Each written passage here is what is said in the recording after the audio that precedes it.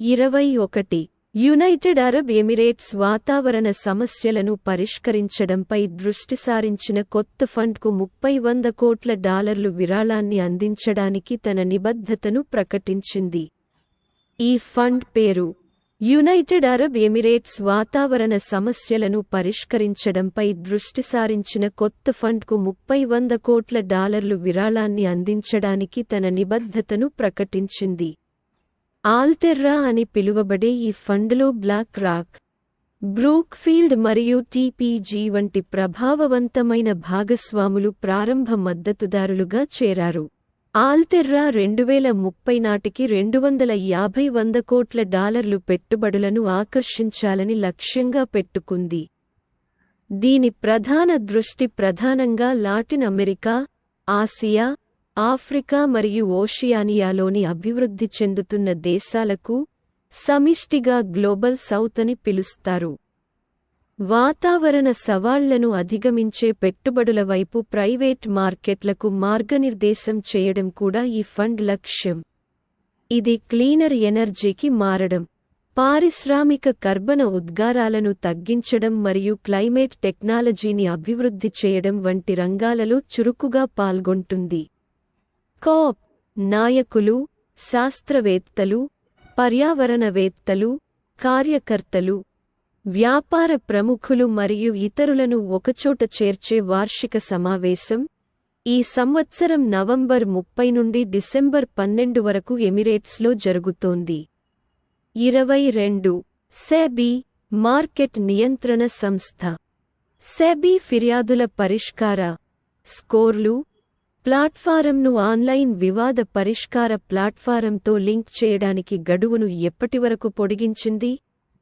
SEBI market నియంత్రణ సంస్థ SEBI ఫిర్యాదుల పరిష్కార స్కోర్లు ప్లాట్ఫారంను ఆన్లైన్ వివాద పరిష్కార ప్లాట్ఫారంతో లింక్ చేయడానికి గడువును పొడిగించింది. మొదట్లో డిసెంబర్ 4కి సెట్ చేయబడింది. ఇప్పుడు కొత్త గడువు ఏప్రిల్ 1, 2024 సెప్టెంబరు 20, 2023 నాటి నోటీసులో మార్కెట్ సంస్థలు సర్క్యులర్కు లోబడి ఉండటానికి అసలు గడువు అయిన డిసెంబర్ 4లోగా స్కోర్ల ప్రమాణీకరణ మరియు అప్లికేషన్ ప్రోగ్రామింగ్ ఇంటర్ఫేస్ (API) ఇంటిగ్రేషన్ను అభ్యర్థించాలని సెబీ పేర్కొంది.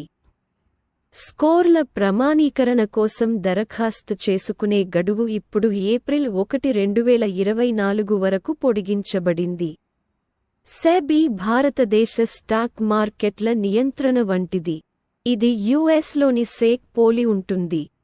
పెట్టుబడిదారులు సురక్షితంగా ఉన్నారని మరియు స్టాక్ మార్కెట్ వృద్ధి చెందడంలో సహాయపడటం వారి ప్రధాన పని.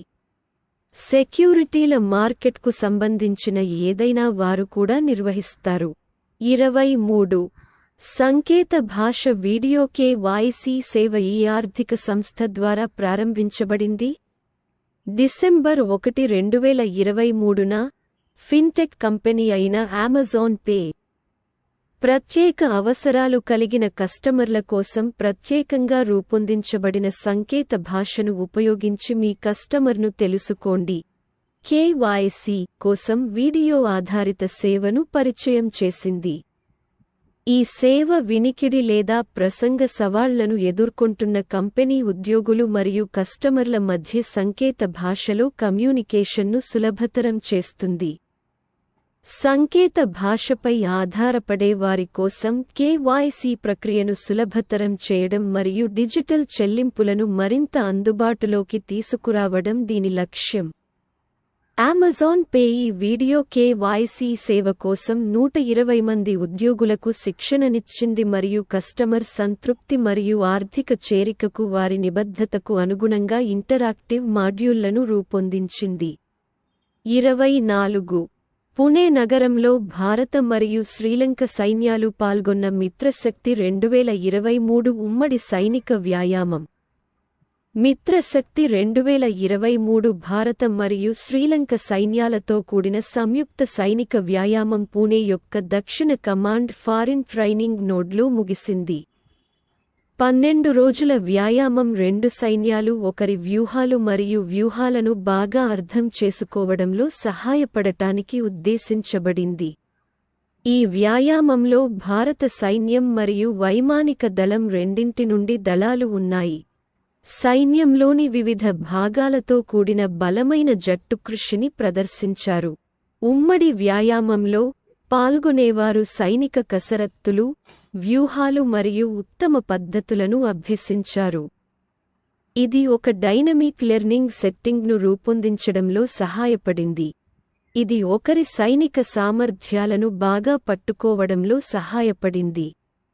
సైనిక దౌత్యంలో ఉమ్మడి సైనిక వ్యాయామాల యొక్క ప్రధాన ప్రాముఖ్యత. ఇది దేశాల మధ్య సంబంధాలు, విశ్వాసం మరియు విశ్వాసాన్ని పెంపొందించడంలో సహాయపడుతుంది. 25 మిలిటరీ లిటరేచర్ ఫెస్టివల్ అమృత్సర్లో 2వ జిల్లా స్థాయి ఎడిషన్ కోసం తిరిగి వస్తోంది. ఈ పండుగను ఏ సంవత్సరంలో నిర్వహించనున్నారు? మిలిటరీ లిటరేచర్ ఫెస్టివల్ అమృత్సర్లో 2వ జిల్లా స్థాయి ఎడిషన్ కోసం తిరిగి వస్తోంది. ఈ ఈవెంట్ను మిలిటరీ లిటరేచర్ ఫెస్టివల్ అసోసియేషన్ నిర్వహిస్తుంది మరియు lieutenant general TS Shergill, retired, నేతృత్వంలో నిర్వహించబడింది. ఇది సాయుధ దళాల యొక్క ముఖ్యమైన పాత్ర గురించి అవగాహన పెంచడం మరియు యువతను ప్రేరేపించడం లక్ష్యంగా పెట్టుకుంది. విద్యార్థుల పరీక్షల షెడ్యూళ్లు మరియు ఇతర లాజిస్టికల్ అంశాలను పరిగణనలోకి తీసుకుని 2024 ప్రారంభంలో పండుగను ప్లాన్ చేశారు. తదుపరి ఎడిషన్ ముఖ్యమంత్రి భగవంత్ మాన్ ప్రారంభోత్సవంతో డిసెంబర్ 2న చండీగఢ్లో ప్రారంభం కానుంది. ఈ ఎడిషన్ పంజాబ్ మరియు దాని చరిత్రపై చాలా దృష్టి పెడుతుంది. ఇది మహారాజా రంజిత్ సింగ్ యొక్క వ్యూహాన్ని చర్చిస్తున్న ప్రాంతం యొక్క సైనిక చరిత్రను మరియు అతను ఖైబర్ పఖ్తుంఖ్వా, కాశ్మీర్, బాల్టిస్తాన్ మరియు లడఖ్ వంటి ప్రాంతాలను ఆక్రమణ ద్వారా భారతదేశానికి ఎలా జోడించాడు.